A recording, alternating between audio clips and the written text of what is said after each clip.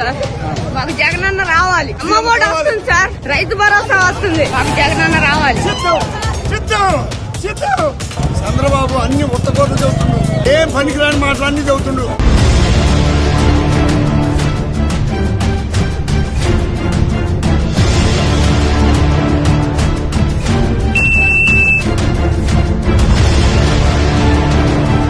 ఏ మంచి పేదలకు ఎప్పుడు చేయని ఈ బాబు, ఎప్పుడు మోసాలు చేసే ఈ బాబు కొత్తగా ఒక మాట మాట్లాడాడు.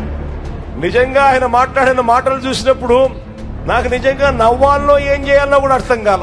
మనం పెట్టిన వాలంటీర్ల వ్యవస్థకు చంద్రబాబు నాయుడు గారు మొన్న ఈ మధ్య కాలంలోనే వాలంటీర్లకు 10,000 ఇస్తాడట.